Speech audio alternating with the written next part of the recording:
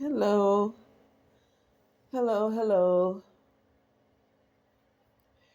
So I want to talk about something. I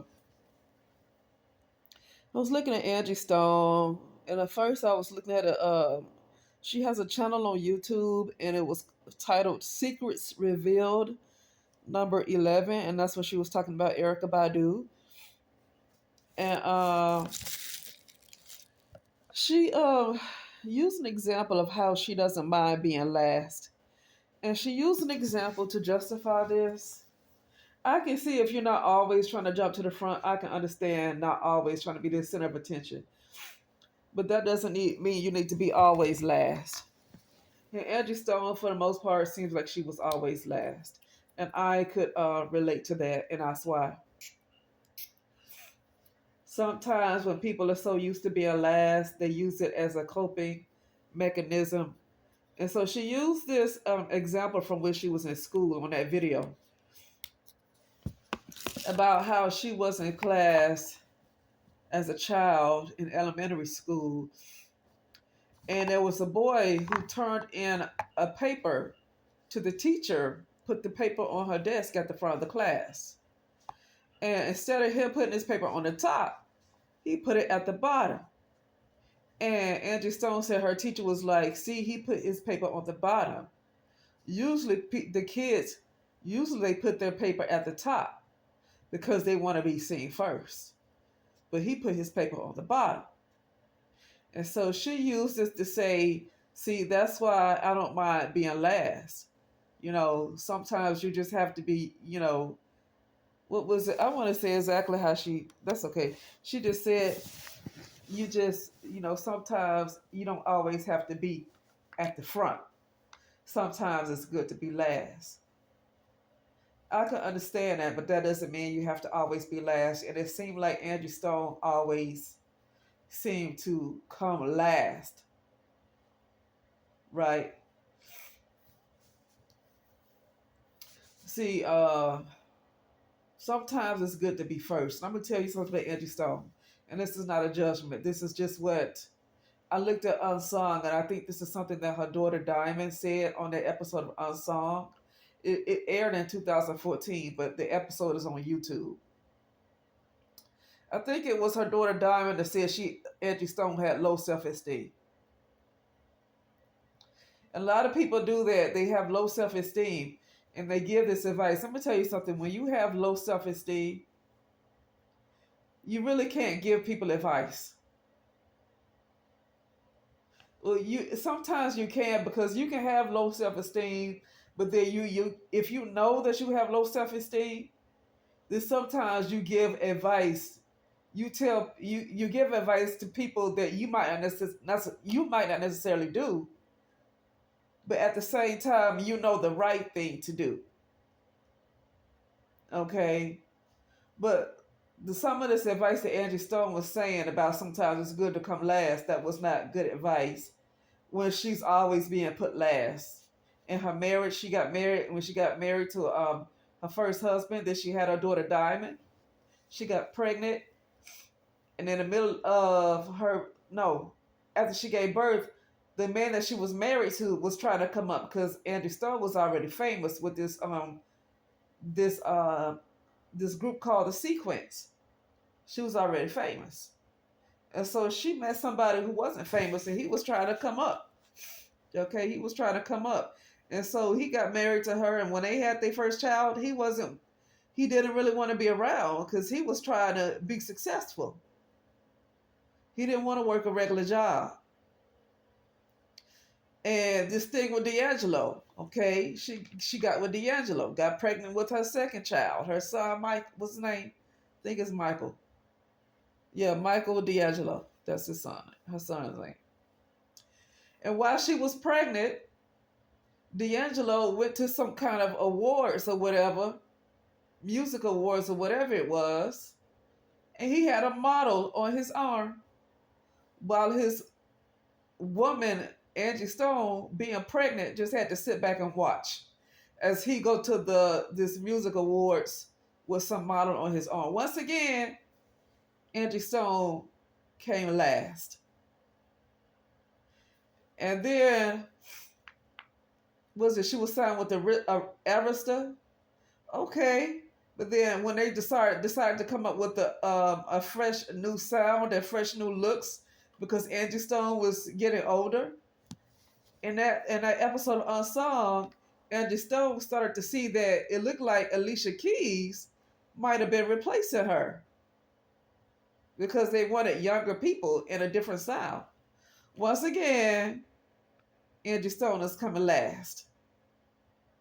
So that's what I'm saying. Like to say, yeah, sometimes you don't always have to be at the front. Yeah, you don't always have to be at the front, but you want to be at the front sometimes. And I don't think Angie Stone was ever at the front. I don't think she was ever at the front. And so, to me, could be a result of low self-esteem. People talk about it's not her complexion. It's not because she was dark skinned, and it's not because she was overweight. There are people who are overweight and have a dark complexion that it depends on how they feel about themselves is how they're going to be seen. I always use this example. She's not a singer, she's an actress. Her name is Gabrielle Sidibe. Honey, ain't nobody got ahead of her. Okay? Gabrielle Sidibe, Gabby Sidibe, nobody got ahead of her. She got a lot of good roles. Okay? She seemed like she got a lot more work than a lot of people who have the look that you would think the look you have to make it in Hollywood. She did not fit that description at all. But she got a lot of work. I can tell that Gabby Sidibe does not have low self-esteem. And you would think that she should look like she have low self-esteem, but she don't. So, it all depends on the person. But yeah, people, black women, I was listening to Mama T. Her name was Mama T. Somebody mentioned her on my channel. I never heard of her. And so when somebody mentioned her on my channel, I started looking at her videos. Her name was MahmahT. Mama T, T-E-A-T. And she's always drinking tea when she's talking. And she was talking about black women and black women needing to wake up and this and that. Let me tell you something about what I realized about a lot of black women. I think black women are awake. They're very strong-willed and strong-minded. Black women have a very strong-willed and strong-minded. And what I mean is that it can be to their detriment. I don't really feel like black women are asleep at this time. I feel like they are purposely ignoring a lot of things. There's black women that know a lot. I didn't even look at this clip of Felicia Rashad on the Breakfast Club, but I guess she was talking about how nobody wants to date these modern women these days. Women are always trying to, especially black women, are always trying to correct other black women. But I rarely ever see men trying to correct other men. These black women, until they see men wanting to correct these other men at the rate that these black women are trying to always tell other black women what to do. Like, why even continue to try to... Because if you're trying to get black women to be perfect, once she does get to a level where she don't raise her vibration and she's got herself together, she can't be with a black man. She can't be with a black man. That's what you don't understand. She can't be with a black man. If she raises her self-esteem, because that's what she can do, it's more than being successful. She needs to raise her self-esteem. So she raises her self-esteem and whatever, get herself together, raise her vibration. She can't be with a black man. To be honest with you, a lot of these women who raise their vibration, especially a lot of black women who really raise their vibration, they're really not going to be with any man, to be honest with you. They're not going to be with any man. Because really, I'm not even interested in being with men. And it's no shade. I just think that they're parasitic.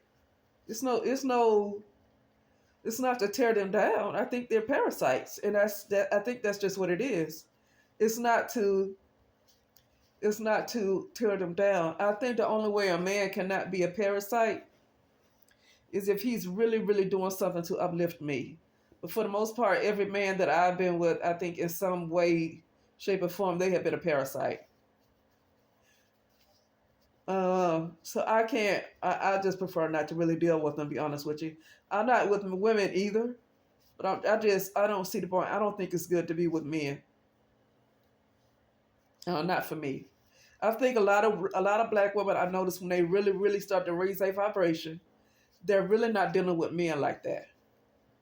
They're not dealing with men. They're getting back to they're getting back in divine order. They're really getting back in divine order. And that's what I don't like about how some black women who just like to be competitive always want more black women to get married, and they want the numbers to look good when it comes to marriage for black women, and they want black women to compete with white women and Asian women. But the black woman can't do what the white woman is doing, because the black woman is different.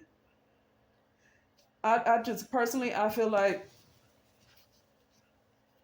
I would like to see a lot of black women collectively raise their consciousness, and they're just not going to be with men. When black women really start to raise their consciousness, I don't think they're going to be with men. Not in this particular plane of existence. They're not going. They're going to see that they don't need to be with men. It's just what it is. They're going to see that it's not the most important thing. Is not to be with men. It's not. Men are the only thing that men are going to do is lower their vibration. The best thing to do is not deal with them. Okay? And it's not being divisive. It's about knowing the truth. It's not about being divisive. Mama, it was her channel named Mama T, was talking. It was called "Message to the Black Woman" that she put out today, which is March the 24th, 2025. And it was titled "Message to the Black Woman," and she just started talking about all of that stuff. But the black woman need to wake up and all that stuff, and she's here to wake up the black woman. And it was a comment in her comment section that Mama TP, it's a black guy calling her divisive. And said, "This is what they do. This is what they do when it's time for a black woman to really know who they are and know the truth, and when it's time for them to get back in order." You have a lot of these black women, black men, not all of them, but it's quite a few of them that wants to call us divisive and say all this and that. And that's why I say it's best to just leave men alone. Like, leave them alone. They're not supporting black women getting back in order. Means that she needs to know who she really is. Okay, and the truth is she needs to be put back at the top.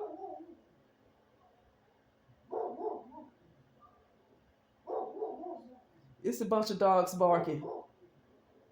I'm hearing a neighbor's dog bark. I'm hearing my dogs bark. All these dogs started barking. It's amazing how these dogs get used when certain messages get put out. I'm hearing my neighbor, like I'm hearing different dogs barking. The truth is, a black woman, it's time for her to get back to the top. Now, a lot of black women are refusing to really, I think a lot of black women, to be honest with you, a lot of them are being hard-headed. A lot of them know the truth, and I think a lot of them are just being hard-headed. I don't think some of them, it's not about them being asleep. Now, maybe the young ones, like Generation Z, and maybe some millennials, I can get it's about them being asleep, but some of these women, it's not necessarily about them being asleep. I think they're just being hard-headed. They're being hard-headed. Wow. But anyway, yeah.